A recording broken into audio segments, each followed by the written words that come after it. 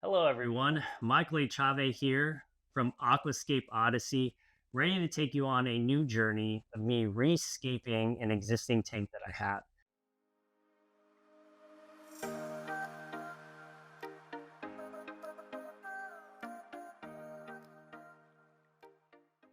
So this is the first time where I'm doing a rescape. Well, no, that's not true. My Caridina tank was a rescape. Broke it down and rebuilt it. It was initially a Siloisi tank. I turned over into a Caridina tank, which Siloisi is a Caridina, but different pH and water parameters and all of that stuff. But this was my second tank when I first got into the hobby almost a year ago. May is when I started in 2023.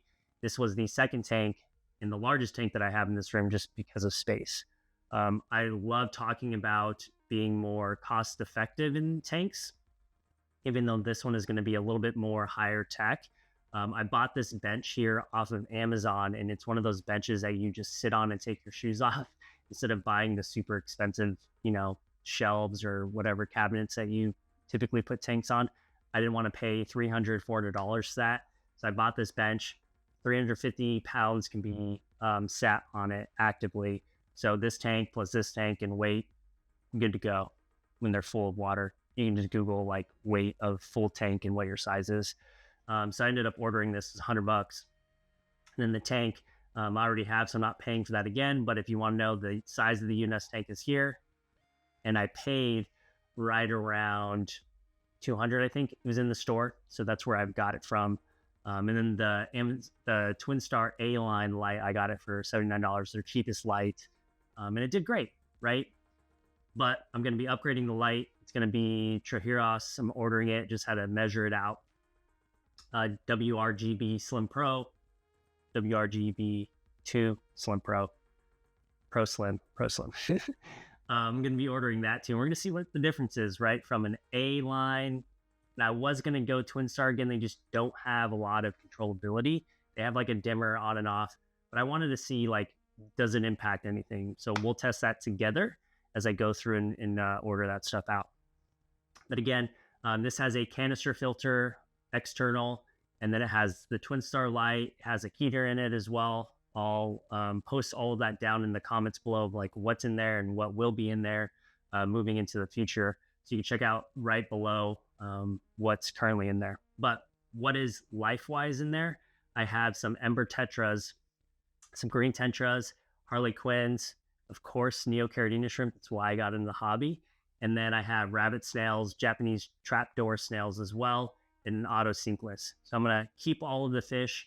I'm going to take out all of the snails and the shrimp. The shrimp and the snails are going to stay a little bit longer outside, but I'm still kind of don't know. Maybe they'll go in right away because there will be a lot of beneficial bacteria. And that's what you need in order to cycle your tank, by the way, converting ammonia into nitrates and then into nitrates. I always get those two ends mixed up.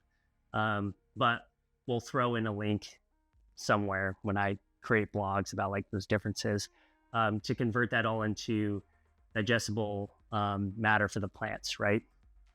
So we'll go through. Plants are very important in a tank, especially if you want it to be more hands-off, except for the trimming part, because it's converting all of that.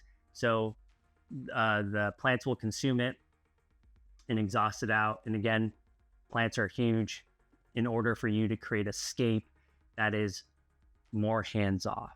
So again, we'll talk through the process of what's going to make your plant excel, which will then make your tank excel as well and make you to have a flourishing life of whatever you have in there, invertebrates or fish, as we go through and talk about this process. But I'm excited to go through and show you.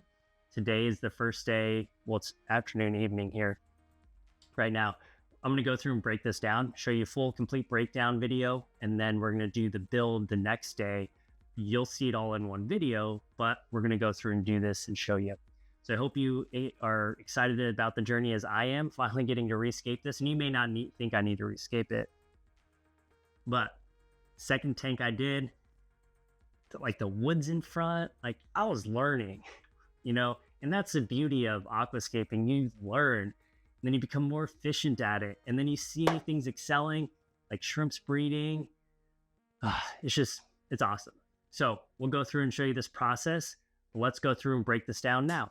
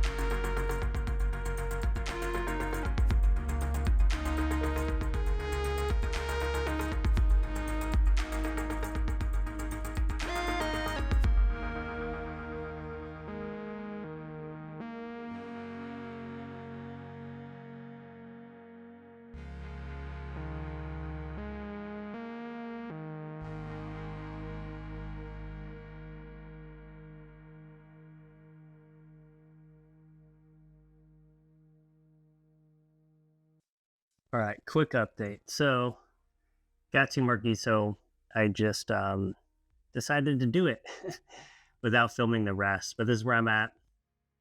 I got a filter floss filtering into down here. And this is where the fish are going to go. Sorting out the shrimp right now.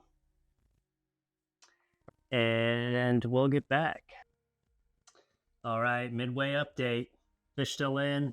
Draining it a little bit more. So I tried netting them a little bit earlier. You live, you learn. Wasn't good because the water was still too high, so they were just swimming around, and I don't want to stress the fish out that much. But basically, I filled this one up enough. There's a bubbler going, some of the stem plants, a lot more stem plants over here. Draining it into this tub now with a less reduced filter. You know, it has, it's not like filter floss, that is fine. So we're going through, draining it, then we'll get the fish out, and then we'll clean this tank and prep it for tomorrow. Man, the excitement is building. I'm thinking about the scape. Got all these stem plants that are amazing. The root systems just took off, and that's why there was so much debris being built up when I was pulling the stems out. They rooted, like the crypt you saw me pull out was rooted all the way to here. Again, the substrate had the pond soil in it, and the roots were just thriving in there. And then I capped it with sand. So they were just reaching that substrate and just shooting out roots, growing really, really well.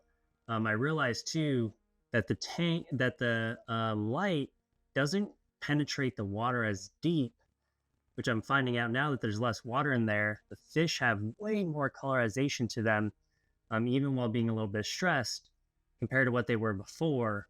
So I'm thinking that Chihiros light, that's going to be more, just going to provide more depth to the water with the light penetration. I saw some videos that I looked up in terms of comparison of lights. So we'll see if that's true, especially now that I can see way more of the fish in terms of colorization. So excited to explore that new light with you all. The heater that I have in here is just a Hager. And the reason why I put a heater in here is stability. I'm not in here every day I'm not heating and cooling this room or the house that much either in terms of consistency. So when it got to the colder months, I didn't want to fluctuate the water. I wanted it to be as stable as possible for temperature wise. But that's the heater. And then I have these steel piping for my external filter. Yeah, that's pretty much it. So we'll tune back in once this is fully drained and keep going. Good morning, everyone. It is a brand new day. It is the day to rescape. Just couldn't sleep last night thinking about how this scape is going to work out. I'm extremely excited to go through and show you all this process.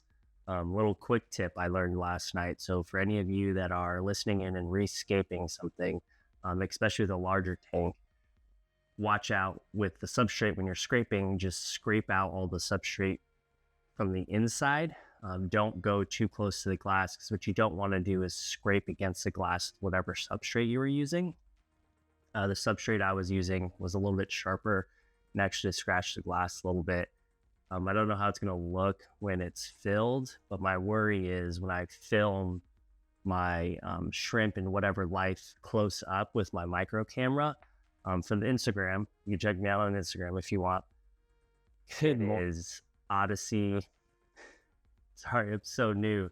It is Aquascape Odyssey is the Instagram channel. Go check it out. There's some micro pictures and videos of the inhabitants. So invertebrates. So I have Neocaridina shrimp, I have Caridina shrimp, some of my rabbit snails, elephant snails, all of that is already escaped. And sorry, I haven't even had coffee yet.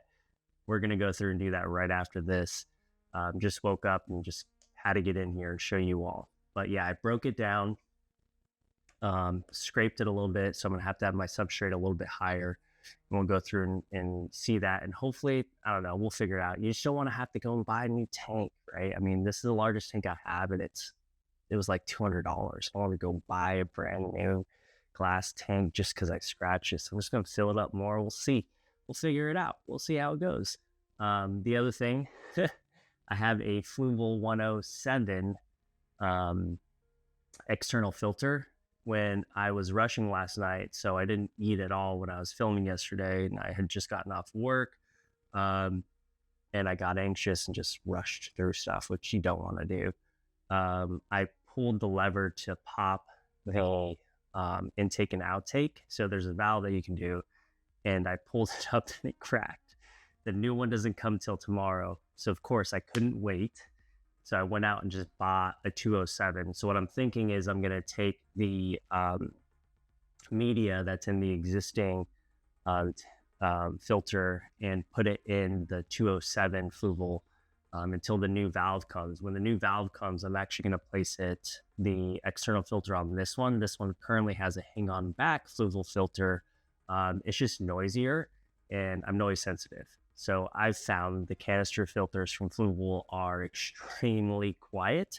This is an office. I'm in here every day. I don't think anyone wants to have an office where it's just super loud. Well, I mean, maybe you can. I fixate on noise. So I'm not going to judge anyone else in terms of noise sensitivity. I'm very noise sensitive. So with that, let's go through and make coffee because I can barely talk right now. And then we'll get started. Let's go.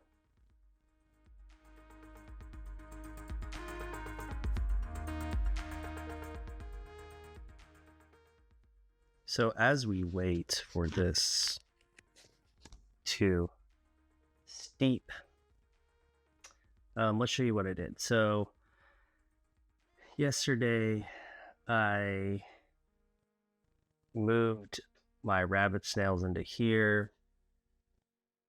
Yes, I basically just added a new tank. It was an old tank that I had.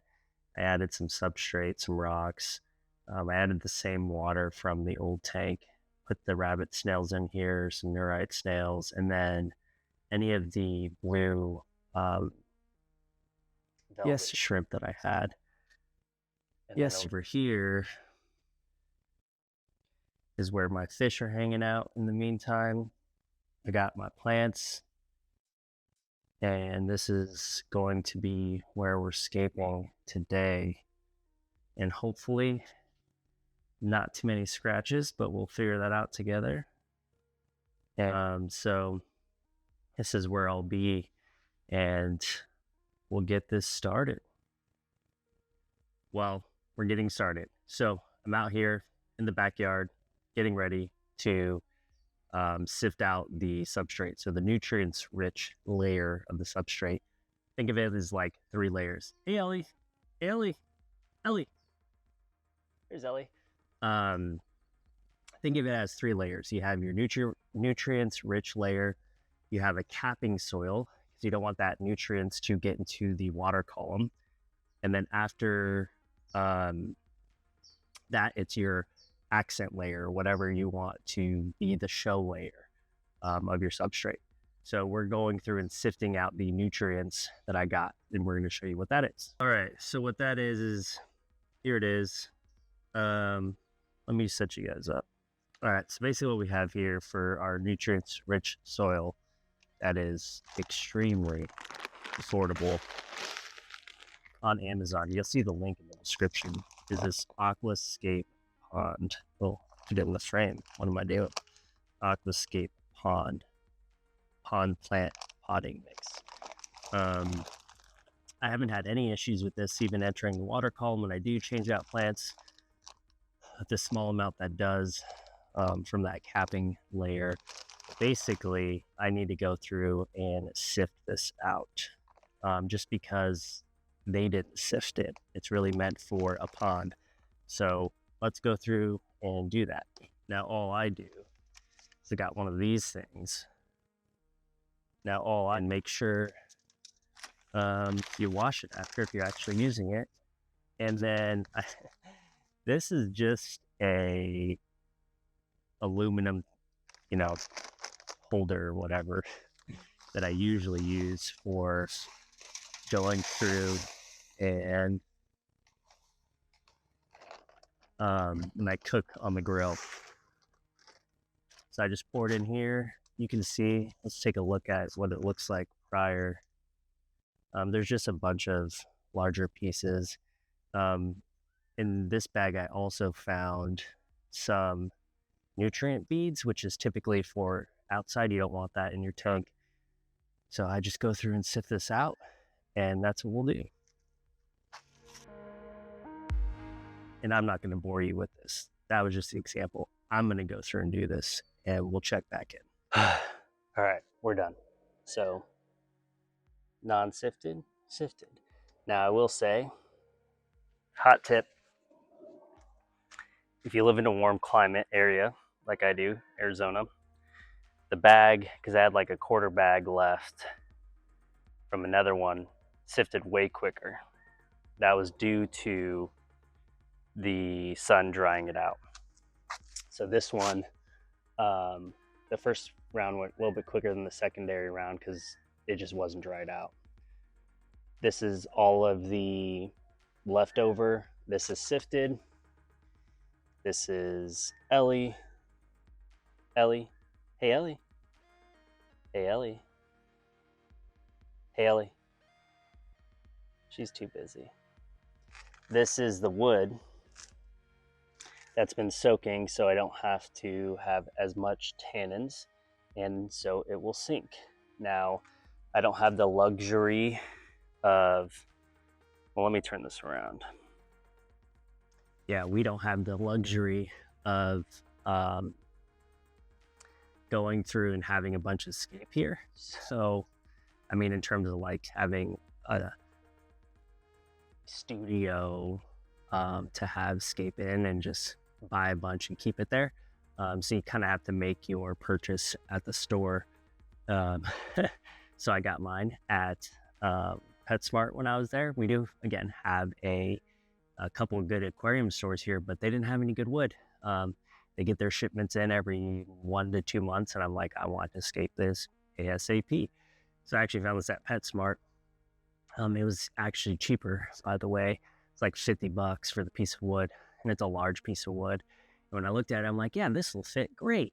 And then, of course, when you bring it in, I think whenever you're looking at wood for your scape, you don't realize that you think it's smaller than the actual scape until you bring it home. Maybe I'm the only one. And then when I sat next to him, like, this is large. And I contemplated going back and looking for a different wood. But you know what? I like a challenge. So let's see how we can make this work in our tank. That way we can learn together, right? I just hope it doesn't detract from a lot of the tank itself. But you know what? This is your tank if you're building it. This is my tank. I usually throw out that aquascaping in terms of high-end philosophy, and we're just going to make it work together. And let's go through and do that after we get the substrate in. We'll go through and the nutrient-rich substrate. So again, I think of it in 3 layers.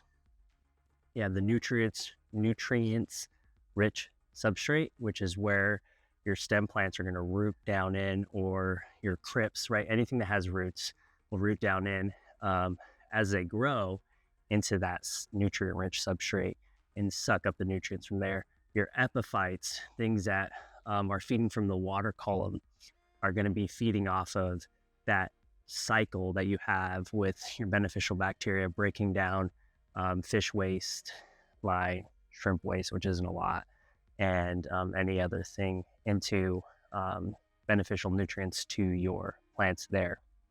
And then I also have floating plants. But let's go through and get this started. What do you think, Ellie? We'll go through and get this started. All right, best angle I can find, everybody.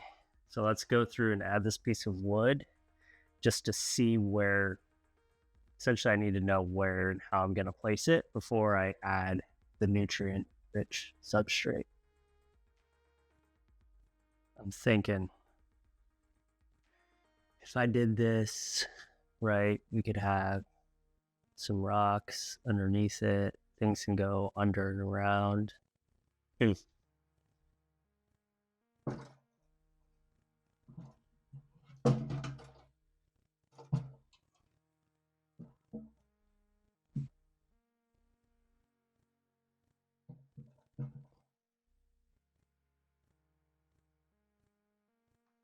Kind of liking this more. Yeah, that's what we're gonna do. All right, slight design changed. I messed with it a little bit. I felt like if I had the bulk of this in the front like that, it takes up way too much space. So what I'm going to do is I'm going to cut that back part so it can nest in that corner. This will come out. This will be a bare area, have stems in the back. I'm just trying to think, because if I do that, then I'm going to have too much openness here. I can still have stems back there if I do that. Yep, that's what I'm going to do. So I'm going to go through, try not to overthink these things, because if you do, you're going to sit here all day. I mean, if that's your thought, I guess I didn't explain that well. If that's your ideal situation, or if that's what you like to do, by all means, do it. But I'm going to go through and cut this off, nested in that corner. I can have plants growing out the backside for it. But that's what we'll go through and do. All right, settled. So I settled with the layout of how this is going to look. So now we'll go through and place the substrate. All right, so I went through and laid out a bunch of different, there's the camera. Look at the camera. Laid out a different, you just saw me lay out a bunch of different ideas for how I want the main focal piece, which is the wood, to be laid out. And then I finally, because I thought every single one was going to be the one, landed on the original one. So we went through and did that. Now we're going to be placing our nutrient-rich substrate, so layer 1. Then we'll cap it down with layer 2. And then the main, there's a thing floating. The main decorative layer will be number 3. And then we'll add some pebbles, some stone as well that I ended up getting. So we'll go through and do that.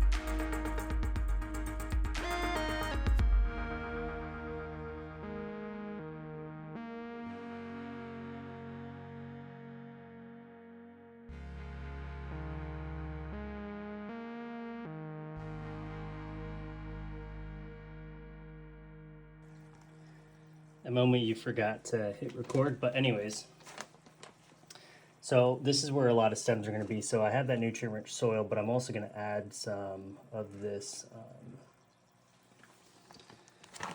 control soil, freshwater substrate, just for the fact of the benefits of it being a little bit of pH buffering, low ammonia release, right? It also just is nutrient rich in and of itself and how these are made. So what I did is, I'll show you back here in the corner. Basically, I banked a little rock to make its own little cove, because I hate when they're like circle little beads almost, go everywhere when they start to move around your tank and your substrate. And they're just not fun. So I put that in there, and then that will be additional nutrients, but also I'll cap it down with the actual substrate that I'm going to use to give it more volume in the back for those stem plants to be higher more right off the bat. But I'm going to go through and rinse the substrate right now. I mean the third layer. So again, 3 layers, right? You have your nutrients, your capping layer, and then we're going to have our decorative sand. So I'm doing the third layer right now. I'm going to go grab it, rinse it, and place it. All right, it's time to go and place some stone. I washed the sand, and let's start adding some accent stone.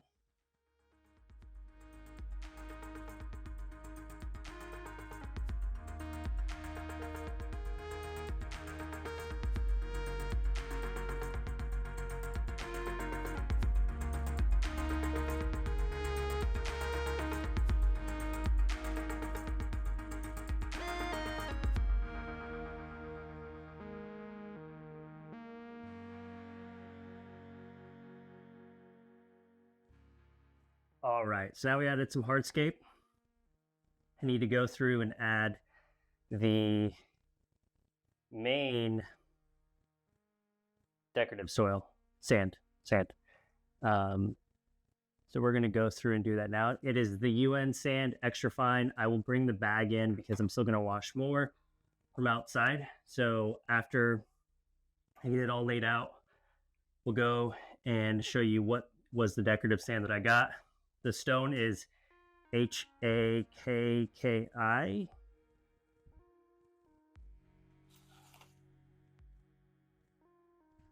The stone right here. Sorry, I was grabbing the slip.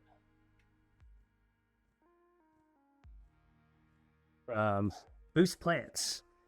Not sponsored by them, but they do have some good quality stuff and good shipping time. But let's go through and place the sand.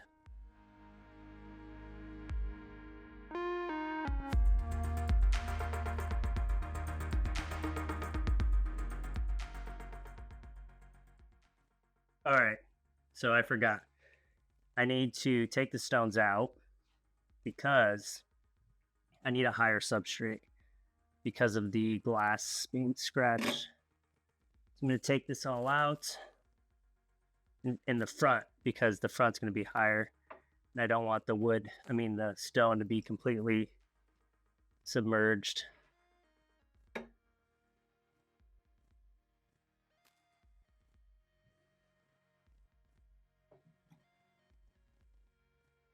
So we'll go through and keep placing the substrate. Top layer, layer number 3.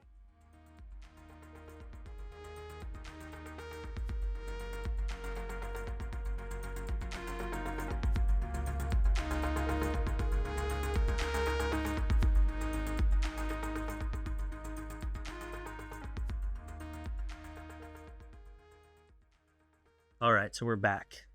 I went through and added the stone back to the original area, making sure it was higher up when we were going through, because I wanted to make sure it would look part of the actual substrate versus sitting on top or too far below.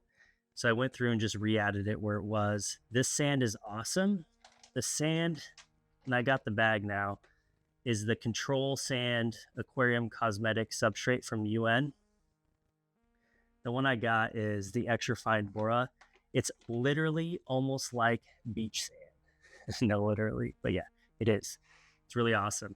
So we're going to go through and finish adding some of our sand, and then we're going to add some pebbles as accent stones. So let's go through and add the rest of the sand to the back.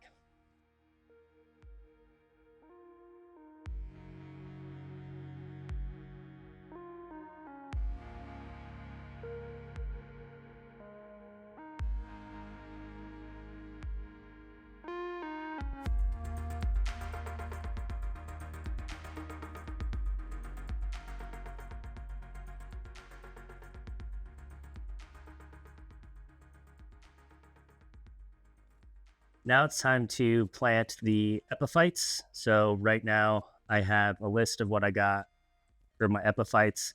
I already had bobitis in here from before as well, but we have the Anubis Nana Petite. Then we have the Anubis Stardust Mini. I can get this to focus. Then we have just some boost. This is from the tank that was there before.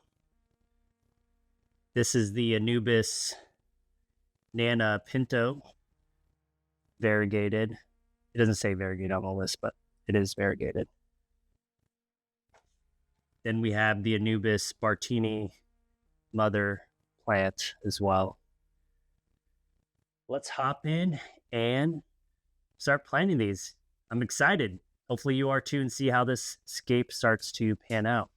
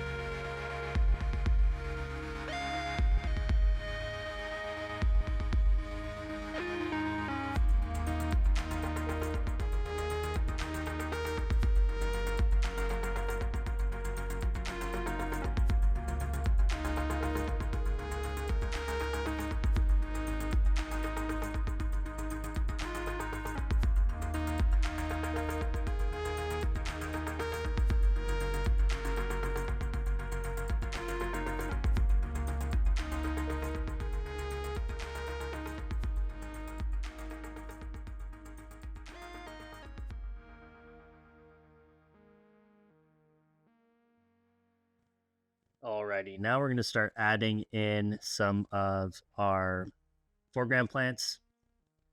We have some crypts here. It's called Echidorus a flame. I'm gonna try to pronounce all these. I'm bad. Usually harder words. My wife's the reader.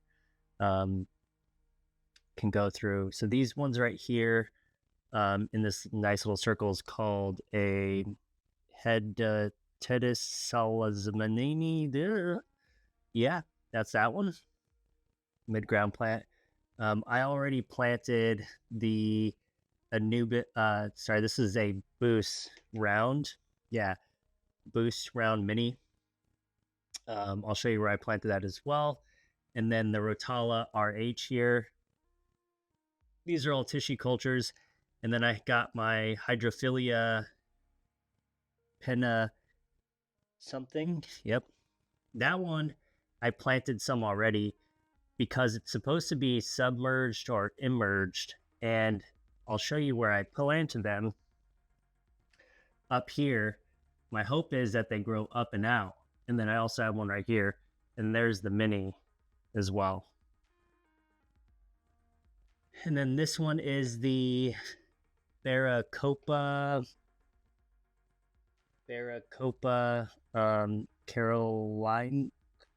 Carolinia as well. So those are the tissue cultures that I have. So this is a background plant. This one will also be one, and foreground. So we're going to go through and plant these.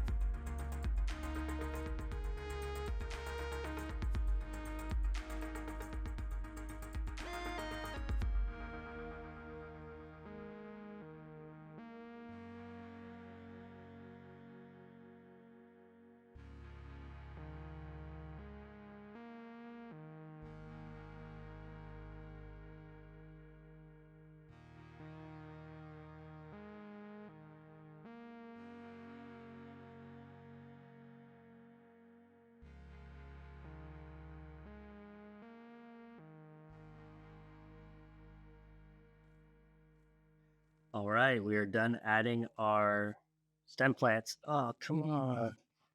Why won't you glue?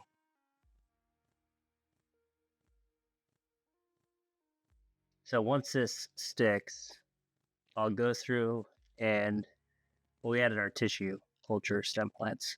I'm going to go through and fill this up. I'd contemplated back and forth doing a Caridina tank for this in terms of adding water. But then I forgot I love my rabbit snails and they're going to love this sand. So unfortunately, not another Caridina shrimp tank. And if I were to, and if you were to decide that later on, just be aware the different water parameters. So I have an additive into RODI for that.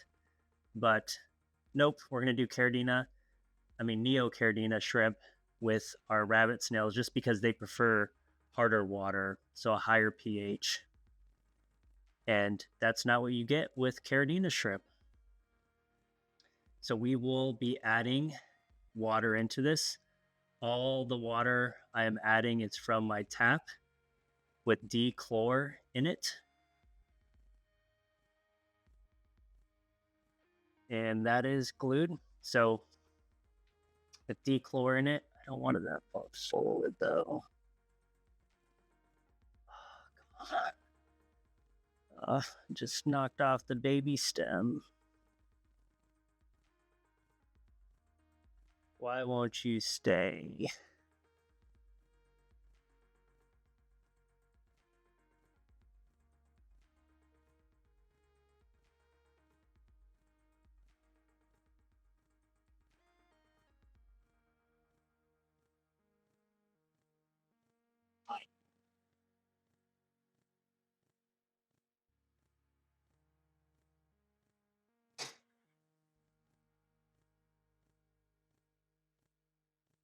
Perfect. So now I'm going to go through and add water.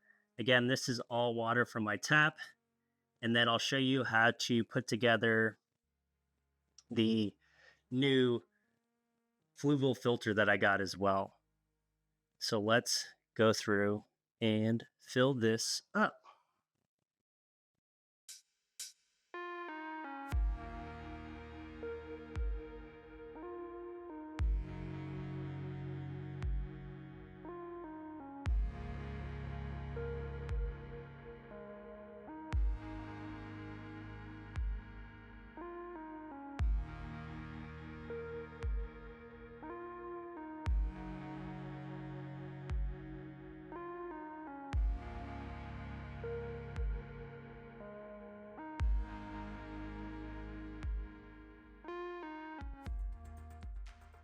All right, I'm going to go and add some scatter gravel now.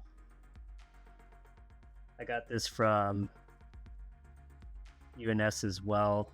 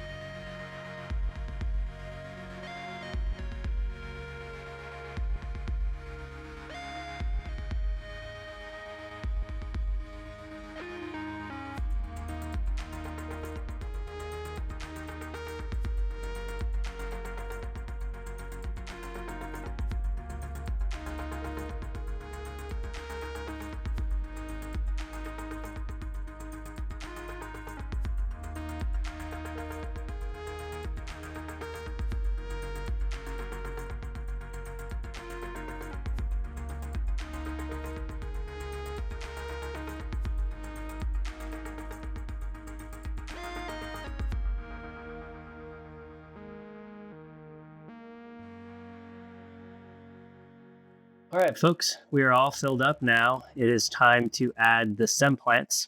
And then I'm going to go through, I know I said I'd show you all setting up the new filter, but I'm just going to quickly set it up, get this thing going to clear it up even more.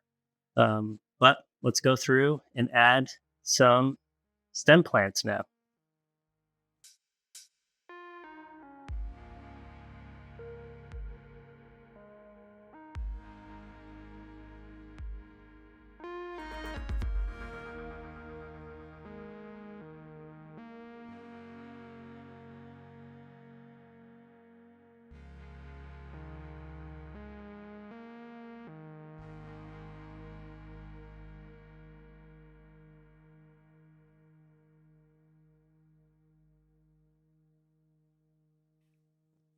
Alrighty, folks. So we are done adding the stem plants now.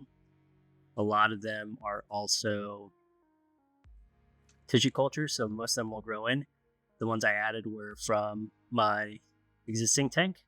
So excited to see what this looks like when it decides to grow out, or when it does grow out. So I'm going to go through, clean the filter. We'll set up the new one, grab the old media. And specifically why I'm grabbing the old media is to help cycle the tank. We're going to go through and do that. And then we'll be back after we get the filter set up. All right, we're done. So went through and primed the filter, got everything set up, and lo and behold, when I was doing that, because it was a new filter, so I had to get new vinyl tubing, I broke something again. So this time I broke the return filter. There's a plastic thing that sits on the rim that holds it, and I pressed down instead of like pulling it out to connect the pipe to the inlet. Yeah, inlet. I just did it on there and too much pressure, broke it. It's plastic. So I had to order a new one. So when you look at it, it's going to be a little bit wonky. I know, sorry. But that's the one thing that happened. Also, I added pure. They call it pure legin. Pure legin. Basically, when I saw some videos on it, people speculate that this is supposed to make your water super crystal clear. I'm only adding it because of tannins being released into the water column from, or leaching from, the wood. I know I pre-soaked the wood for a week. There's still some tannins in there. I just don't want to have to do water changes to get the tannins out every single week until it's completely clear. So typically when you're leaching tannins, you can keep it. It's great. It's great for the parameters of the water. However, it doesn't mean your water is clear.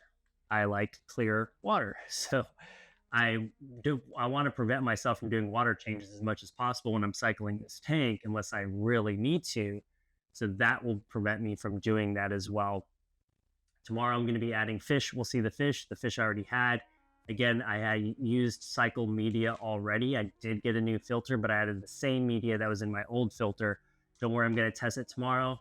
I'm going to use an API test kit, not sponsored by them. Really like the test kit though. We'll see where we're at with our ammonia levels before I add the shrimp in as well. Again, I'll use the API essentials just to make sure that we're good and stable in terms of if there is any ammonia in there before I add the fish, but I want to get them out of the tub that they're in and put them in there tomorrow.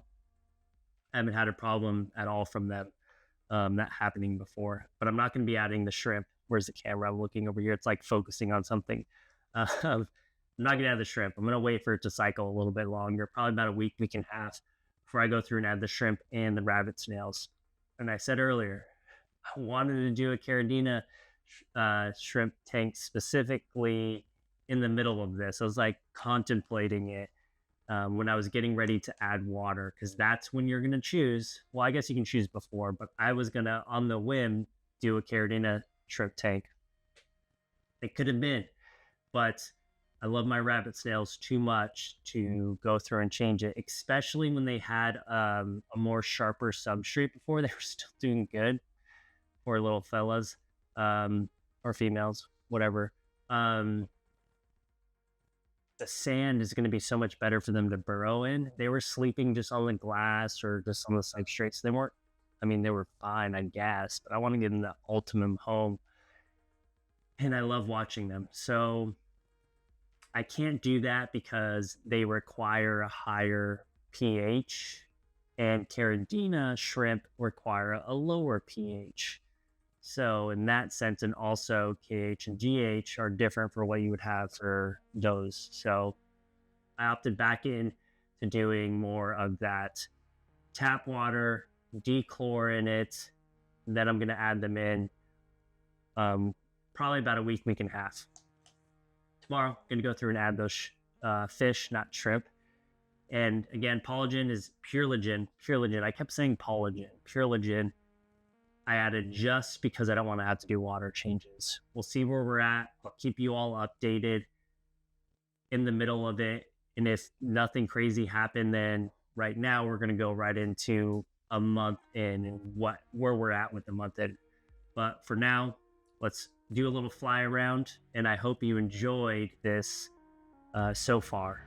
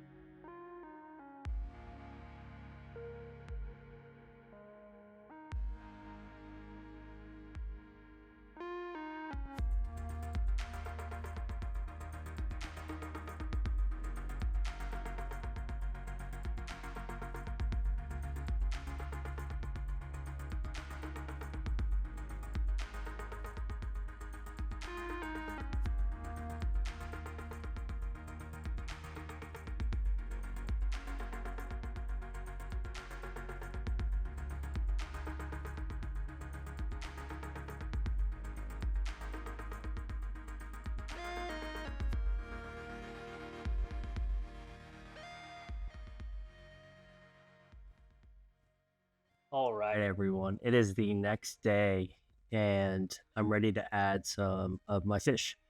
So I'm going to add the emerald rasporas that I have. They are gorgeous, as you can see over here. I might not be able to focus in.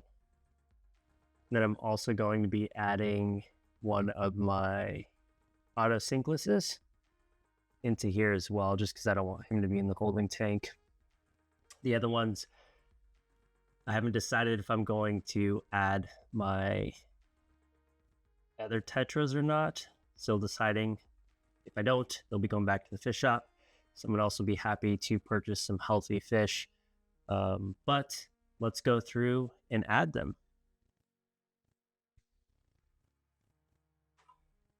Oh, one note. So I know people are going to ask. It's the same water from my tap with dechlor that I originally had. Even though it was, I still drip acclimated them a little bit to get them ready for this tank. Even though I didn't necessarily need to, because it's the exact same water, same temperature. I didn't heat this tank, and the holding tank no longer had a heater as well. So they're both acclimated to the room environment. So I just wanted to put that out there if anyone decides to come in and comment.